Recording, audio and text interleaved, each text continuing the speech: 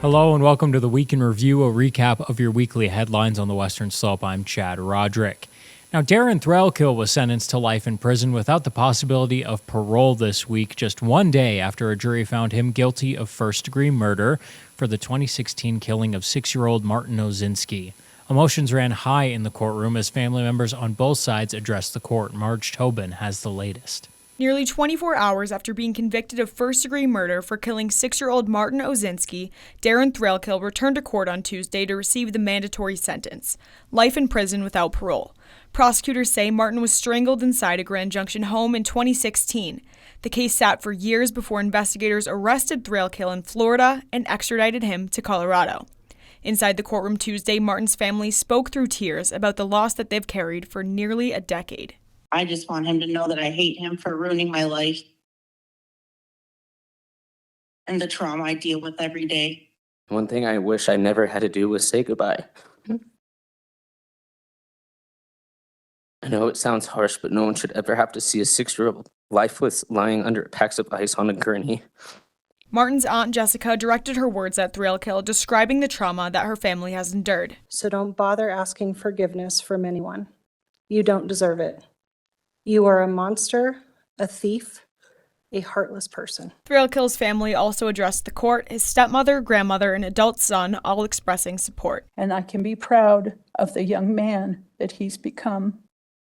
I love you, Darren Levi, and I am thrilled to be your mom. Prosecutors argued that Threlkill has never taken responsibility for Martin's death, saying he even blamed his 8-year-old son. The defendant has taken no responsibility for the direct physical harm that killed Martin.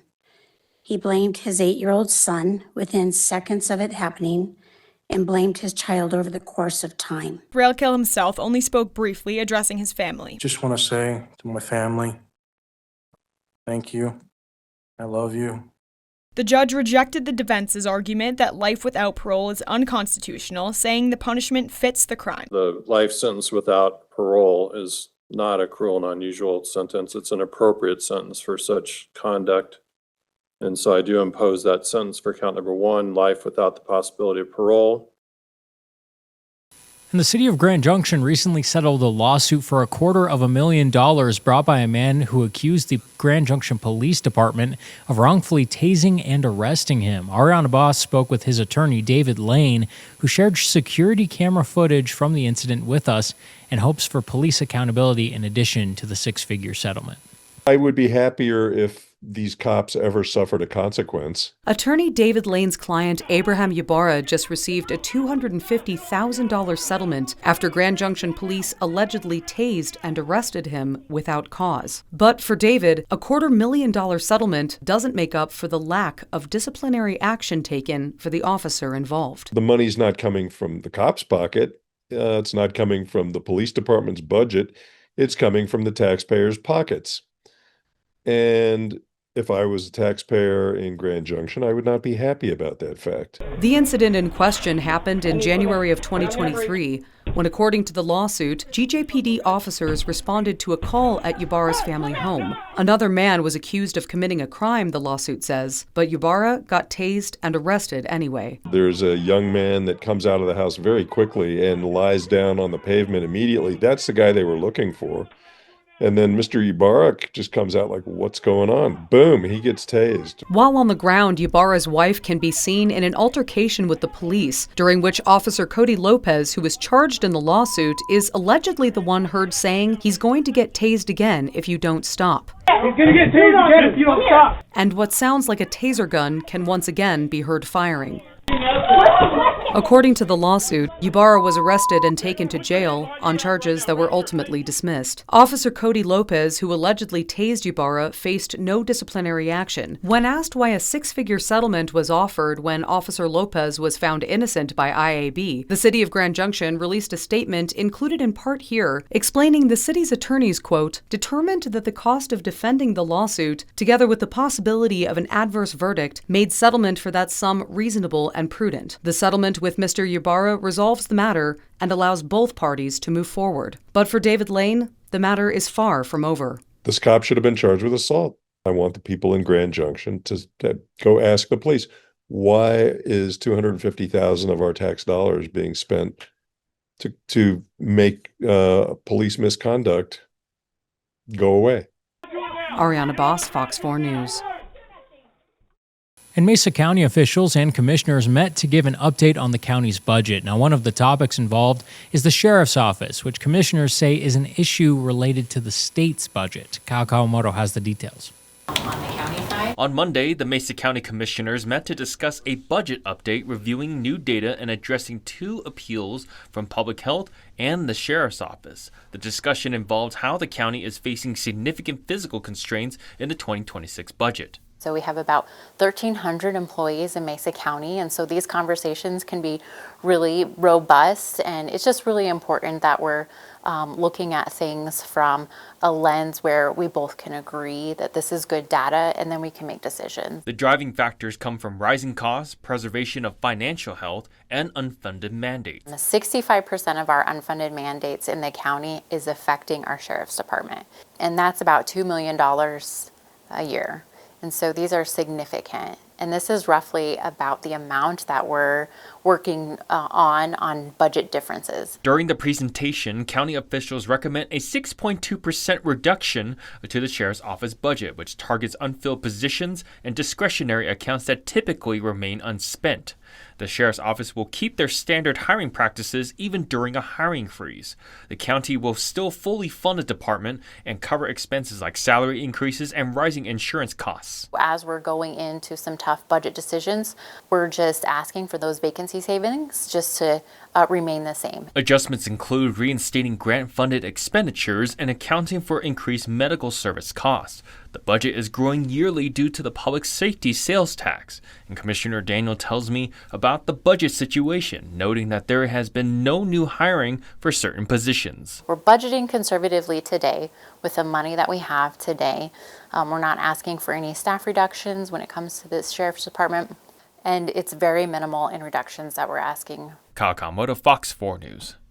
And local ranchers are still dealing with the aftermath of this year's Turner Gulch fire. A lot of fencing was destroyed by the flames, so some area businesses recently decided to do something about it. 3 companies, Boise Cascade, Builders First Source, and Fixture Studio, teamed up to donate fence posts to help ranchers affected by the Turner Gulch fire. Marge Tobin has more. The Turner Gulch fire burned miles of rangeland this summer, damaging grazing areas and destroying fencing that ranchers rely on to manage their herds.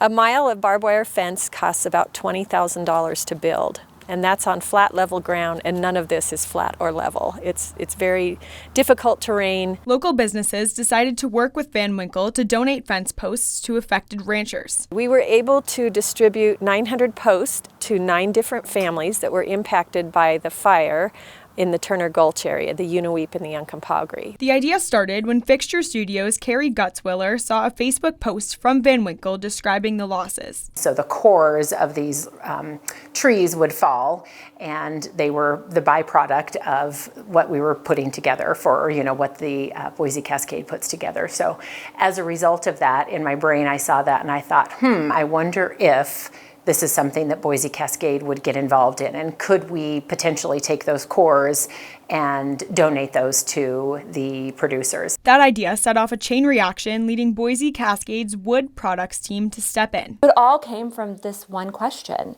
I then took it and ran with it. For ranchers, these posts are essential tools for recovery. The fences are used to help us manage the grazing. We have what we call a rotational management system, and that's the best for the landscape. It also serves as a fire mitigation tool. The part that burned on our grazing allotment was the part had not been grazed yet. It was probably one of the most heartwarming things that I got to see yesterday, was to see these ranchers who, they never ask for anything. They pull themselves up by their bootstraps and just do what they need to do to produce the beef and what they provide for us on their land. And to see them pull up and with their big trailers and get loads and loads of fence posts and then drive away, so humbled by what our community did for them. It was humbling to me. The hope is that within a few years, these grazing lands will be both recovered and better protected against future fires. Marge Tobin, Fox 4 News. And it's an environmental agreement being hailed as historic. A vote to safeguard Shoshone water rights was just passed by the Colorado Water Conservation Board on Wednesday. Ariana Boss spoke with local leaders to find out why this vote matters so much to Colorado residents statewide and specifically here on the Western Slope. There's the famous quote that says, in the West, when you touch water, you touch everything. And that is 100% true in this case. In a unanimous vote on Wednesday, the Colorado Water Conservation Board pushed through the largest water right in the history of the state. Brought forth, supporters say, to ensure the historic Shoshone water rights can permanently protect the Colorado River's flow for generations to come. In Mesa County, you have agricultural producers who depend on their ditches to be able to irrigate their farms, whether it's peaches, whether it's wine, whether it's feed crops. You have recreation, which is a very high dollar industry in Colorado. We want to make sure that's supported. And of course, agriculture in Colorado is a pillar in our economy.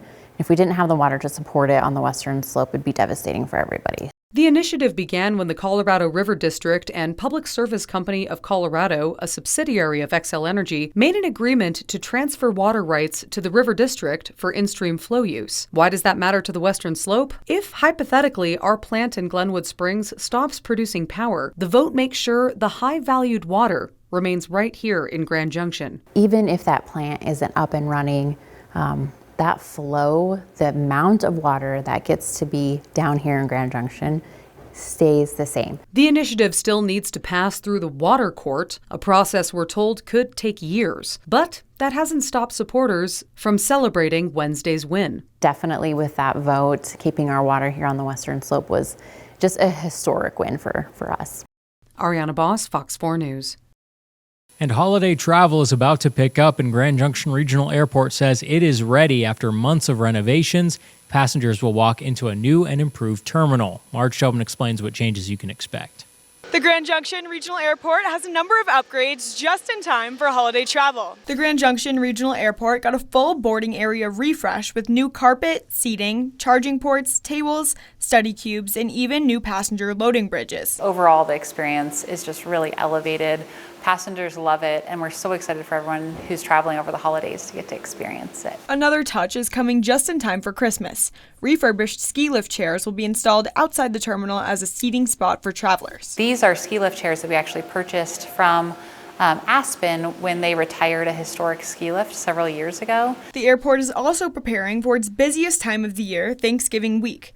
The expanded parking lot is expected to open just in time with more than 300 new spaces. Typically, Thanksgiving is our busiest week of the year, single week. Specifically, Tuesday, Wednesday tend to be very busy, and then Sunday is extremely busy. And there's another major project on the way. Starting in January, FCI constructors will be building new covered parking with a solar canopy, a more than $6.5 million project that was approved this week. The project will generate enough solar power to offset the terminal's electrical use. We'll be covering about 100 spaces, 100 of the close-in spaces. That construction is expected to start in January, and the full project will be done by the end of summer, early fall. With holiday decor already up and Santa coming to the airport next month, airport officials say they're ready to welcome this season's travelers. Really, the theme at the airport is just elevating that guest experience, and this is just another element of that. Marge Tobin, Fox 4 News. And officials with Colorado Safe to Tell recently released their annual report. The program is an anonymous way to report safety concerns. Ren Lewis has more on the findings both statewide and at District 51. We're pained by how many students are hurting. Safe to Tell, an anonymous platform for K-12 students to report safety concerns, released its annual report for the 2024-25 school year. The big finding in this report is an 11% increase in the number of reports that we got. We got over 31,000 reports. Attorney General Phil Weiser says this year was the most reports they've seen so far. This is a hard time for students. It's a scary time when you're thinking about the safety of our schools. In D51, Crisis Coordinator Jason Talley tells me the trend isn't quite the same. Last year we had 683 Safe to Tell tips come in, which is slightly down from 731 from the previous year.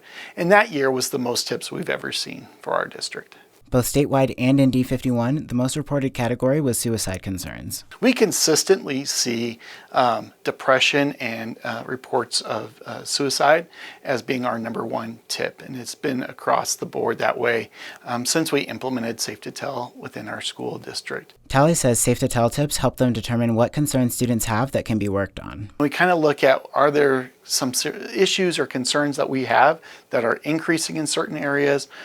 Is there efforts that we need to make more of?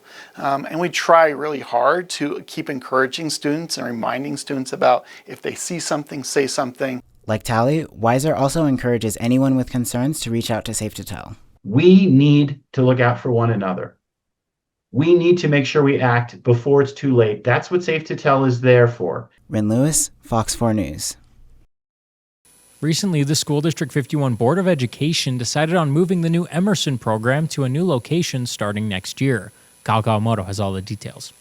The new Emerson building that they're currently in was built in 1946, I believe, with the last renovation in 1970. D51 officials discussed moving the new Emerson program to Nisley during a board meeting on Tuesday night.